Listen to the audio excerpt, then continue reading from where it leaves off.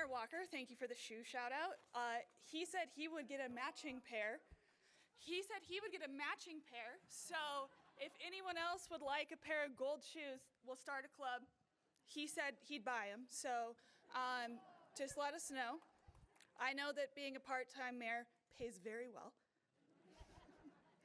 I'm here to chat a little bit about some of the upcoming events the league has.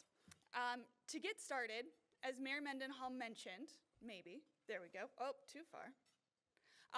The National League of Cities will be in Salt Lake for the City Summit this November. This is a huge opportunity. NLC rarely comes to the Mountain West or the West at all. They haven't been to Salt Lake City in decades, and they likely won't be back here for another few decades. So it is an incredible opportunity to come interact not only with your peers from Utah, the Mountain West, but to get best practices about what's happening nationally. The league's been really involved in bringing this to Utah. We were able to make sure that Tim Shriver will be here as a keynote, and we're also able to work with them to make sure that we have special rates for Utahns that want to attend.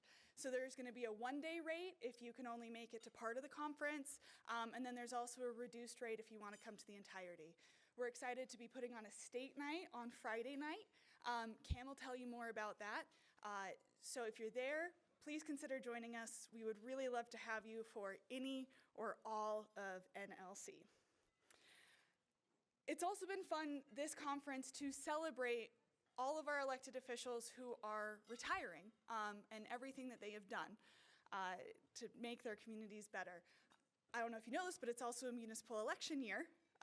So we're also going to have a new cohort of elected officials coming in this next year. And a big part of our job as the league is to make sure that they are prepared, well, to try to prepare them for the fire hose of City Hall and what's coming up for them. We've worked really hard to expand our elected officials' essentials. That's been one of my jobs since entering this role. You'll see that we have the first kind of tranche of training, Local Government 101 up, and this is something we've always done. But I'm excited that we're also offering a series of additional webinars to try to make sure that our newly electeds have the foundation they need to be set up for success. So that's going to include another webinar focused on land use, budget and finance, conflict competence, the Utah legislative session, and I'm also really excited to have something that's going to be tailored for our rural communities on how exactly it is you run a rural community when you don't have staff. So we're really looking forward to that one.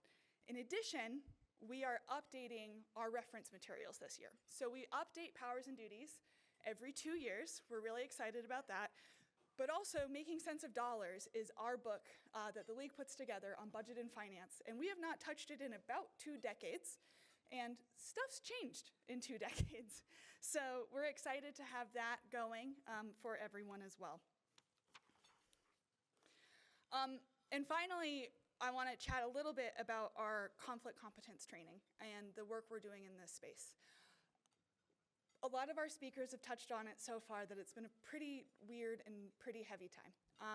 Prior to my job at the league, I worked at the University of Utah, and one of my jobs there was organizing all of the political discourse on campus for students, exposing them to different political ideologies, ideas, and how we had that discourse as peers with one another. Having someone get shot on a college campus doing political discourse hit really close to home for me. And I know that there has been something in one of the latest news cycles that's hit close home to everyone, whether it was that or people being attacked in their houses of worship or pretty much anything else.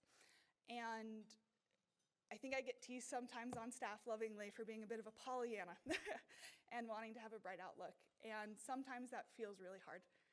And I am grateful to have the opportunity to work with all of you because I see this room of people working so hard for their communities, and it does give me hope. And I look at the fact that we're doing a conflict competence training tomorrow, and we have over 100 local officials signed up for that training, and that gives me hope. And I see all the work you're doing for your communities, and I just want to say thank you for that. To those of you who can join us tomorrow, we're so excited. To those of you who want to, we were able to open up a couple extra spots. So if that's something that is of interest to you, please come talk to me. And if it's something that you want to do in the future, we will absolutely be doing it in the future. As I mentioned, we'll have some of it at our Elected Officials Essentials training. We will have some of it at mid-year. We're looking at how to incorporate it into Local Officials Day. So this will be the first intensive training, but it most certainly will not be the last.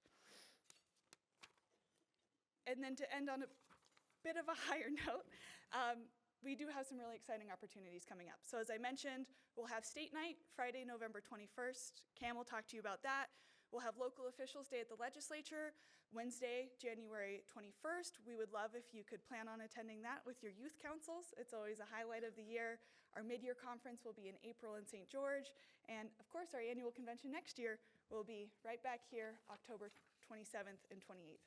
With that, I will turn the time over to Justin.